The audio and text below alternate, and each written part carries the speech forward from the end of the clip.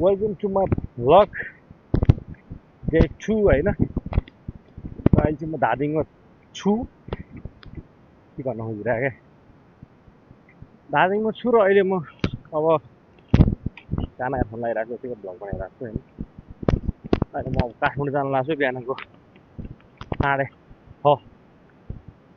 6:40-50 कति भयो होला होइन, एक्ज्याक्टली घडी छैन। बिस्तारै गइरहेको छु, हेरौँ कति टाइम लाग्छ। अनि आज दिनको सुरुवात चाहिँ यहाँबाट हो। काठमाडौँ जानु छ, दाजुमा भएन जानु छ। अनि उहाँको लागि साथी बस्दैछ एकछिन। भोलिबाट मेरो आफ्नो क्लासहरू पनि सुरु हुँदैछ। या अब अझै बिजी हुने टाइमहरू आउँदैछ। अनि त्यो आफ्नो काम पनि धेरै बाँकी छ। त्यस्तै हुँदै गर्छ, हेर्दै गर्नु होला है त। बाटो यस्तो छ, त्यो बेला जाडो लागिरहेको, त्यही पनि कटो लाएर हिँडिरहेको छु। मतलब अलिकति कम्फर्टेबल चाहिँ पटुमा हुन्छ त्यस्तै हो।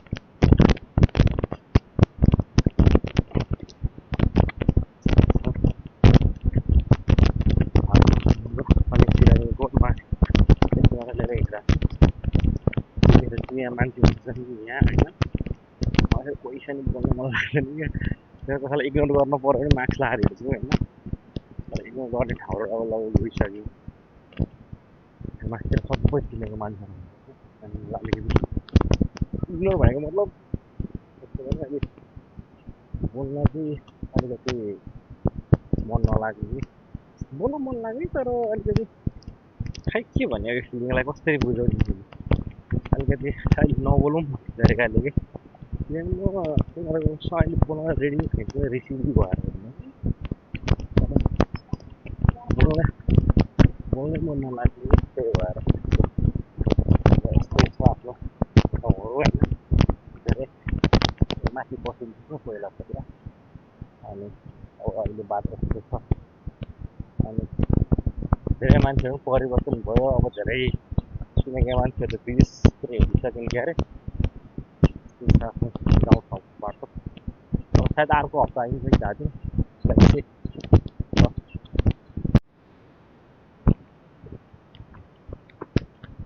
छ। यो पुलहरूसँग धेरै मेरो सम्बन्ध जोडिएको छ होइन। अहिले अब सायद पढेर अब अहिले मास्टर पढेर हुन्थ्यो होला, पढिरहनु भयो होइन। तर अब अहिले त धेरै भइसक्यो। तर 8-9 पढ्दादेखि यो पुल हिँड्न थालेको, तपाईँ पछि पुग्नु पहिला हो। योसँग हरेक कुरा मेरो त्यो कुरा रिलेट हुन्छ क्या। अनि धेरै लङ टाइम बसियो तपाईँको, धेरै याद आउँछ त्यो क्षणहरू। मलाई याद गर्न पनि चाहन्छु, तर याद आउँछ तर त्यसलाई म आफूसँग जोड्न पनि सक्दिनँ कि त्यो आफ्नो त्यो पलहरू जुन यो ठाउँमा बितेको थियो होइन। अनि एज यु क्यान सी ठाउँ यस्तै छ, यस्तै चाहिँ चिप्लो भइरहेको। खोला नि एकछिनको पौडी खेल्यो कि जस्तो लाग्छ मलाई। आई डोन्ट नो, पहिला खेल्यो होला, पहिला खेल्यो होला, तर अहिले त्यति थाहा भएन।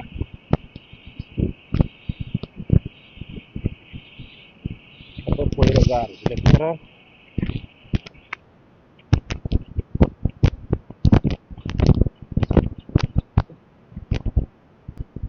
भनिहालेँ होइन।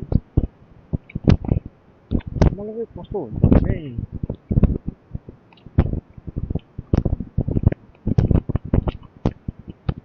त्यो अनेस्टली भन्नुपर्दा अहिले बोल्नु जस्तो मैले अलिक इन्ट्रोभर्ट हो क्या। त्यही पनि त्यहाँ ठडाएर हिँडिरहेको छु होइन। क्लास चाहिँ इन्ट्रोभर्ट मान्छे हो म चाहिँ, त्यहाँबाट ठडाएर हिँड्ने प्र्याक्टिस गरिरहेको छु म। यो डेयरिङ चाहिँ कसरी गर्न सक्यो थाहा भएन मलाई। तर बाहिर अरूको अगाडि हेर्दा चाहिँ म एकदम शान्त हम्बल मान्छे हो क्या, बोल्दिनँ।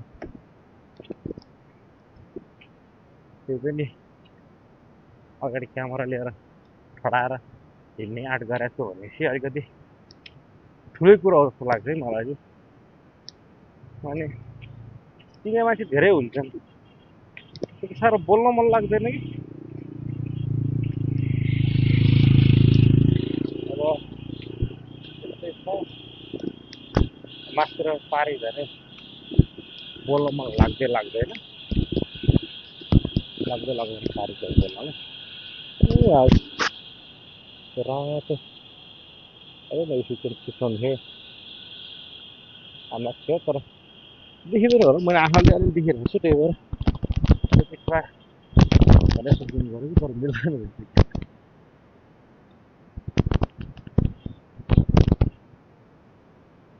यो खबर आएको म छोरा हामी यहाँ पनि बस्छौँ हो, त्यो घर पनि बस्छौँ अन्त पछाडि त्यो घरमा बस्थ्यो।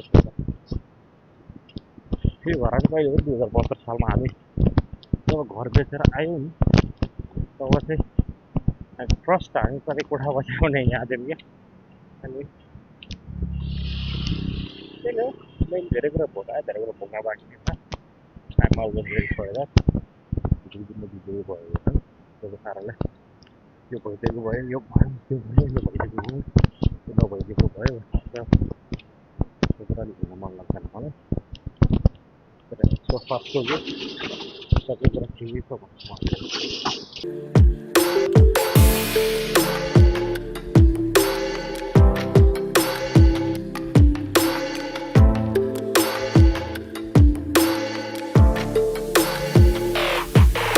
म चाहिँ लागेँ यहाँबाट दार्जिलिङ बेसीबाट हाइट चढेर। अब हेरौँ कति बेरसम्म पुगिन्छ, सायद कति टाइम लाग्छ।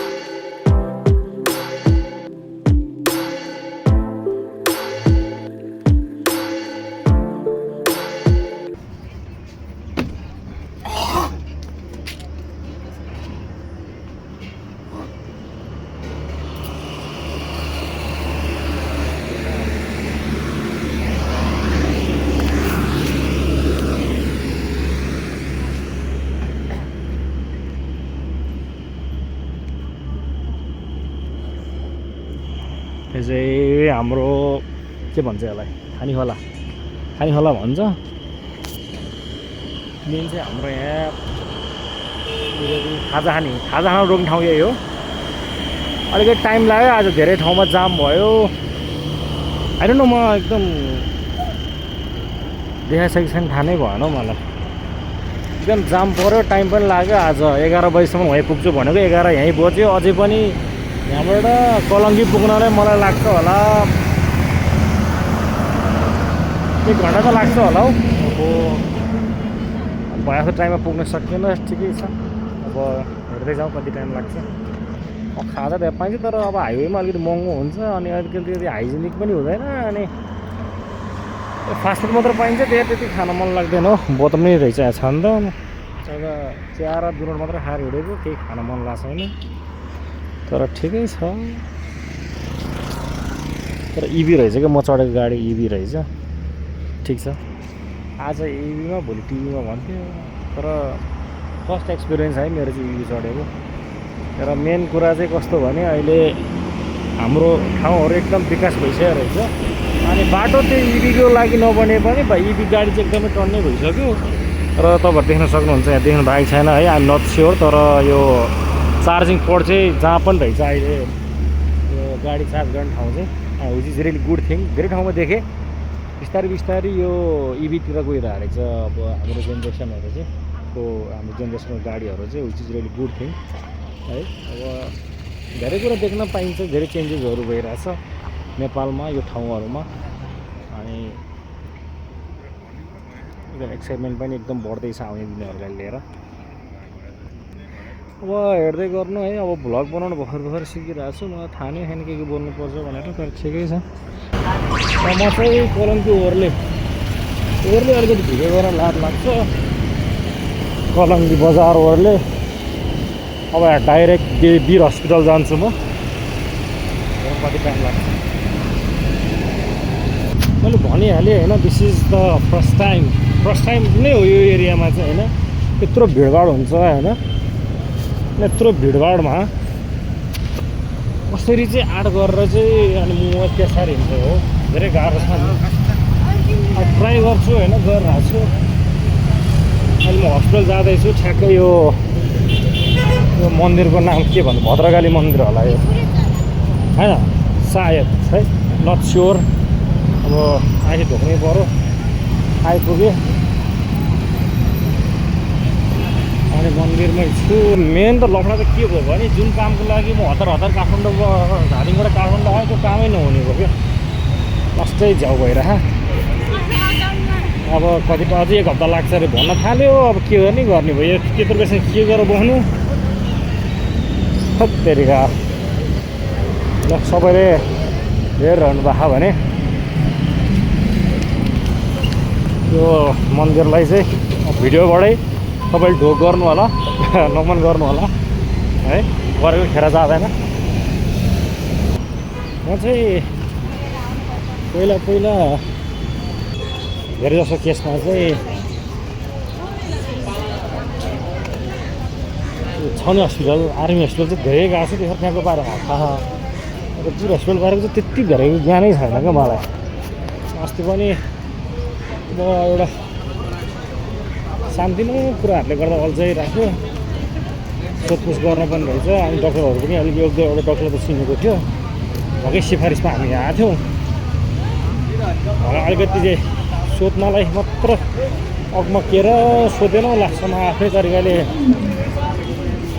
यहाँ भर्ना गरेर राख्ने उहाँलाई पनि लास्टमा फेरि अनि खै इन्सुरेन्सबाटै जानु भनेर अनि फी अस्ति हिजो शनिबार भइहाल्यो, अस्ति फेरि गर्न पऱ्यो क्या इन्सुरेन्सबाट, फेरि दोहोऱ्याएर। अब अस्ति आएकै दिनमा फोन गरेर मैले इन्सुरेन्सबाट गरौँ कि पैसाबाट गरौँ भनेर सोधेर चाहिँ अनि त्यहाँबाट म प्रोसेस गरे भए चाहिँ धेरै अड्किरहने पर्थेन। फोन गरेर नि आएन, धेरै कति फोन गर्नु भनेर, किनभने दिनभरि गरेको नगरिकन अब इन्सुरेन्स पनि आफैले गरेर फेल खाइरहेको थियो। त्यहाँ रिपोर्ट डिपार्टमेन्ट छुट्टै भएर अनि त्यही भएर अब फाइनली यता कति फाइनली भने होला मैले यस यता इन्सुरेन्समा चाहिँ भएछ ल अन्त त। अनि त्यही भएर अब आछु म यो वार्ड सेक्सन। लास्टै लाइन हुन्छ यार, लास्टै लाइन हुन्छ, एकदम लाइन हुन्छ यार। म तपाईँहरूलाई बाटो पनि देखाउँछु होइन, कसरी जाने भनेर चाहिँ।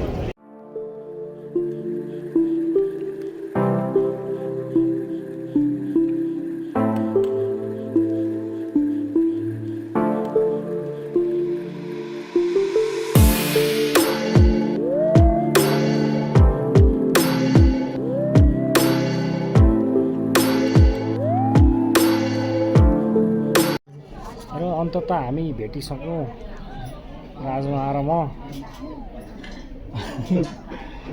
अब हामी एकछिन के बात गर्छ, अब 1 महिना काठमाडौँकै बास हो। अब त्यसपछि अनि के हुन्छ थाहा हुन्छ होइन। अब यही नै हो यहाँको आज भ्लग यति नै हुन्छ होला। अब मम्मी आउनुभएको, अनि साइलामा त्यहाँ हुनुहुन्छ, ड्याडी र साइल बाउ त्यहाँ हुनुहुन्छ, अनि हामी यहाँ छौँ। अब भोगाएर भात पनि खान नखाइ हिँडेको कसैले सोद्धा नि सोध्दैन बिस्तारै बिस्तारै हुन्छ केही छैन आफू अलिकति पोजिटिभ हुनु पऱ्यो everything will be all right है त राजमा हो सबै कुरा हुन्छ क्या ओके भाग्य पनि छैन भाग्य त अब आफै डोरा ल्याउने हो नि सबै कुरा आउँदैन दिदीहरू हो कि सुमन मामा नै आउनु भएको र आज धेरै पछि एउटा काम चाहिँ बन्यो जुन कुराको लागि टेन्सन भयो एमआरआई लिनु राखेन है त्यसको लागि कहिले यता दौडै उता दौडै भइरहेको अनि त्यो मिल्यो त्यही भएर अब तपाईँहरूको पर्सि नै एमआरआई हुने भयो 1 महिनापछि भनेको थिएँ नि त पर्सि नै हुने भयो 2-4 दिनमै हुने भयो अनि त्यसपछि के भन्छ एमआरआईको रिपोर्ट कति दिनपछि आउँछ अनि त्यसपछि के गर्ने कसैबाट ढाड खुस्काउने हो कि डाक्टरले अनि त्यसपछि के गर्ने हो त्यसो थाहा हुँदैन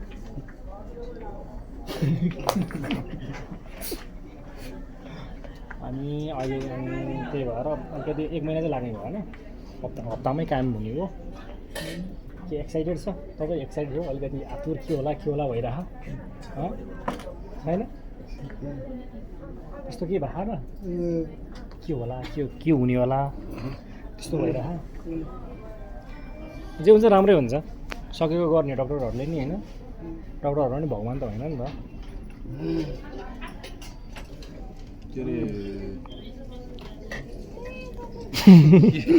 के होला भन्नु न दिमागमा आउनु पर्यो त्यो उसमा त होइन त म आइहाल्छु त अनि के अरे बाउ छोडेर आउनु पर्यो बाउ आउँदैन बाउ मण्डल जाने पर्सि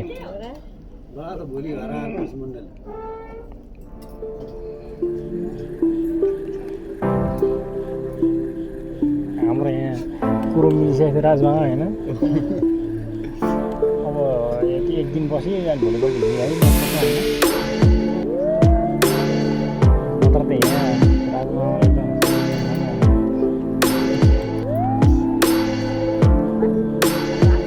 कसको बेल होला नि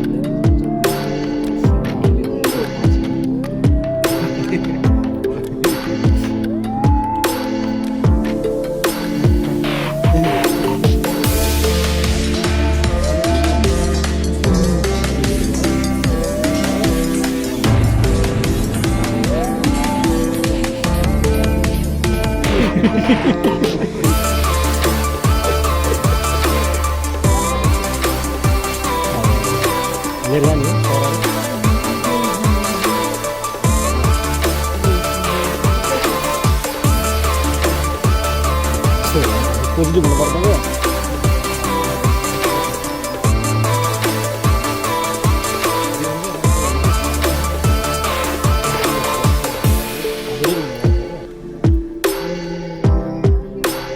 अब राजुमा पनि अलिकति काम भ्याइयो जान देखिहाल्नु हो कस्तो छ अब लगाउन लाग्छ ट्राई गरेर छु के बोले सुन्नु भएन होला भोलिबाट माइक लिएर हिँड्नु पऱ्यो जाँदा हिँड्दा पनि सजिलो हुँदैन भिडबाट जाँदाखेरि राजमाको एमआरआई पनि अब 3-4 दिनमा हुने हो अब त्यो फिक्स गरेर साइल गरेर सुमनमा हिँड्नु हो म पनि अब कोठातिर जान्छु अब आउँदा पनि धामी जाँदा फेरि मन लागिरहेको कति यताउता हिँड्नु गाह्रो हो